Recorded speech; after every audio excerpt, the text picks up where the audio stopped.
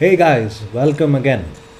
I'm here to tell you about stock exchanges and an important topic in stock exchanges which the media covers regularly. That would be about stock indices, or just we'll call them as indices. So let's get started and see what this is all about. Now, firstly, let's understand what is a stock index.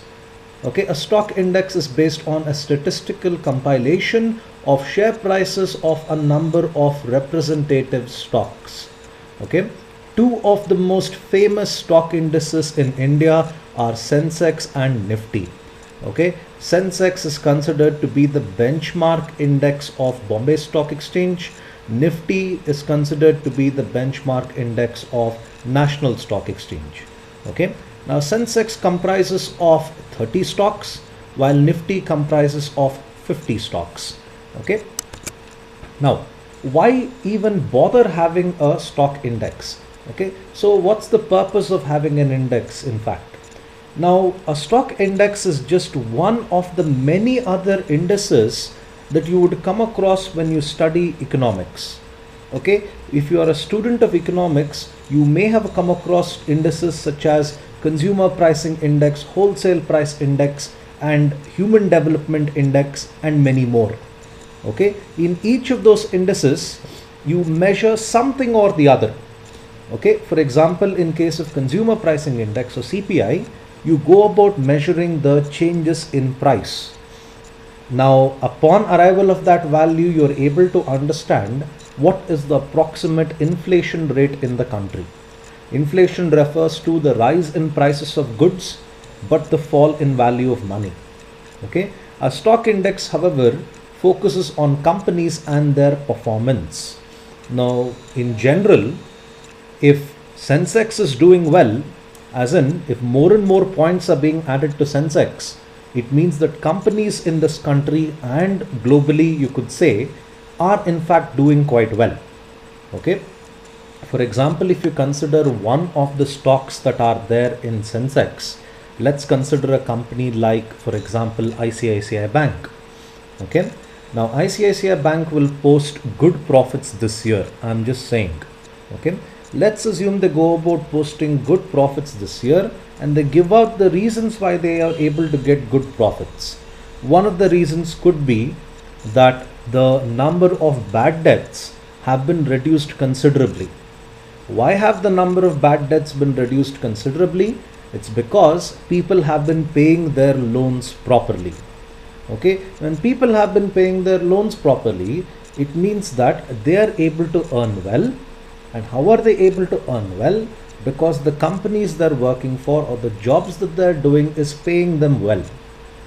And you can see how the link is actually created. I am able to pay off a loan quickly and not default on it because my employer is paying me properly.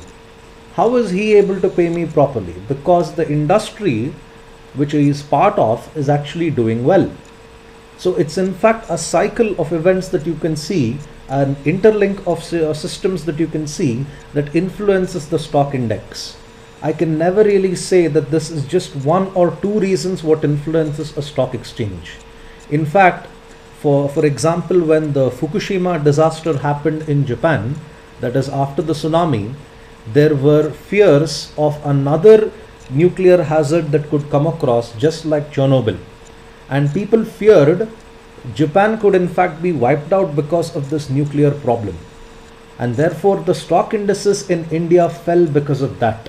So you can see something which is happening several thousand kilometers away could still influence the stock exchanges in India, the stock indices in India. So it's not just one or two parameters, the number of variables that affect the stock indices are in fact very vast. But to mention and to examine this in a very precise manner, I can just say it's the performance of companies that influence the stock index. Better the companies are performing for whatever the many reasons are, then the stock index does well. That's one of the reasons why you see the media publish regularly saying that okay, this day Sensex went up by 300 points, Nifty went up by about 200 points, Nifty is very close to 6,000 levels, Sensex has breached the 20,000 level, all that. So in fact, an index is used to measure the companies and their performance. Okay. Now, why do you have 30 stocks in Sensex and why do you have 50 stocks in Nifty? Simple, statistics. Okay, and even more specifically in statistics, I could say it's because of sampling. Okay, now if I were to do a research, okay, I would go about evaluating my research based on the samples that I would use in order to arrive at my results. For example, let me say that I want to do a study on what students feel about the subjects of mathematics. Okay, if the sample I consider here consists of only girls, the results that I would arrive here would be different compared to a sample which would consist of guys. Now the reason that happens because the way you go about considering a sample gives you different results. And sampling study and sampling techniques itself is an entire universe altogether. In order to measure how companies are doing, you have two samples here which are taken in order to design the stock index. So in order to design Sensex, they've taken 30 companies. In order to design Nifty, they've taken about 50 companies. Okay. Now, what are the various indices that are there? We always hear about Sensex and Nifty. There are many more other indices that you would come across. These are the less famous ones, but the volumes of trade that happen here is equally high. Okay. Now one of the indices that you have there is BSE 100 or S&P. S&P, like I mentioned before, is Standard and Poor.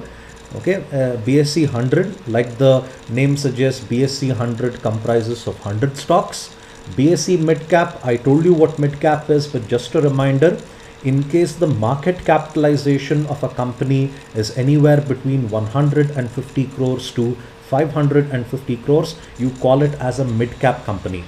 What is market capitalization? Another reminder again, the number of shares multiplied by the price of every share is called as market capitalization.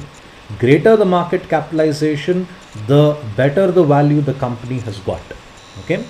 Then a BSE small cap. If the market capitalization of the companies are below 150 crores, okay, you call them as a small cap company. And then you have BSE 200. BSE 200 comprises of a stock index that has 200 companies. Okay, like I said, each of these indices consists of a particular sample of companies. Okay, if you look at the number of companies in India that are publicly traded, they exceed more than 8,000.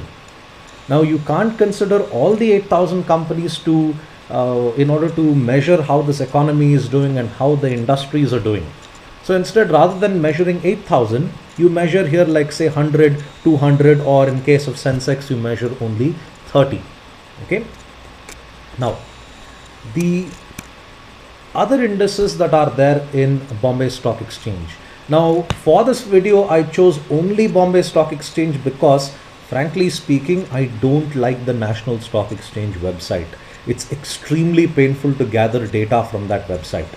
A BSE website I like because you just go there, you get everything right in your face kind of information they're able to deliver. For NSE, I find it a little annoying to gather data from there.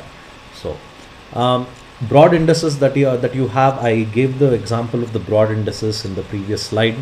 The other types of indices that you have, BSE IPO, SME IPO. SME here stands for small and medium scale enterprises.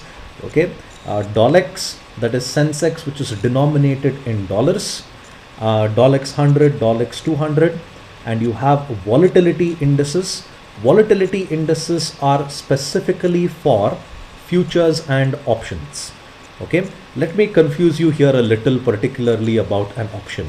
Okay, a call option gives the buyer the right to buy, and the seller of a call option sells the right to buy.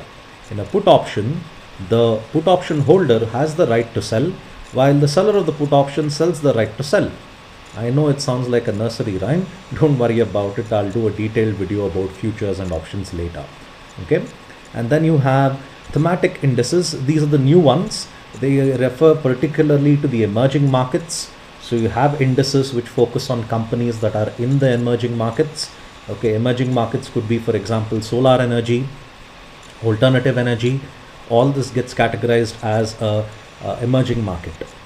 And then you have sector specific indices.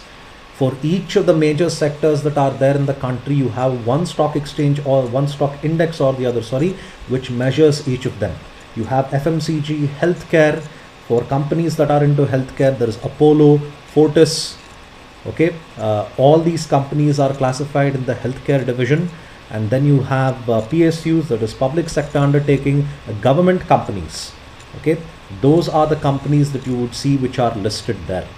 Okay, now, are there indices abroad? Of course. Some of the major indices abroad that you would find is DJIA, that is Dow Jones Industrial Average, named after the very famous Charles Dow, okay, and Edward Jones, Dow Jones Industrial Average. And you have S&P 500. S&P 500, you could say, is more or less like Sensex for America, but instead, rather than having 30 companies, they have about 500 companies. Okay, and FTSE is a United Kingdom exchange, United Kingdom Stock Index. Sorry, people just call it as FTSE. Nikkei 225, that's a Japanese index. As you can see, 225 companies are listed on this index. Crude oil. When you talk about prices of petrol going up or down, it's really not in the liberty of the central government to increase the prices of petroleum. In fact, global crude oil prices are one of the reasons why you would see an increase in your petrol costs or see a decrease in your petrol costs. Okay, once upon a time, I remember crude oil prices had even touched around $140 a barrel. Okay, 99.88 there is $99.88 per barrel. Okay, now when it comes to barrel of oil, sorry, you have around 42 gallons of crude oil that is there in one barrel. Okay, 42 gallons of crude oil that's considered to be in one barrel. And there are different types of crude oil that people go about trading. The ones that you see there in the bracket is WTI, West Texas Intermediate. Okay, that's one of the types of crude oil that they have. There's another type of crude oil called Brent crude oil.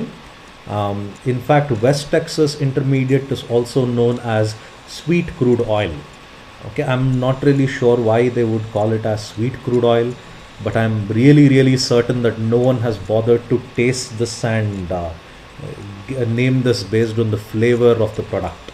Okay, so you have gold as well. Gold is one of those commodities that are considered to be fungible. Fungible commodities are those wherein no matter where you are in the world, gold is still gold. At least the value of that is relatively the same. Okay, it's not so the case when it comes to agricultural products. It's not so the case when it comes to many of the metals. Gold, on the other hand, is considered to have a universal appeal. Okay, now there are more details that I can give you about the different stock indices in India.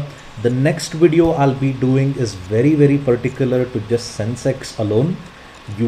I'll give you details as to how people calculate Sensex and the various companies that are listed in Sensex, all that. Okay, thank you for your time. I hope this video gave you information as to how these different stock indices work. Okay, in the next video I'll talk about Sensex in detail. Thank you for your time.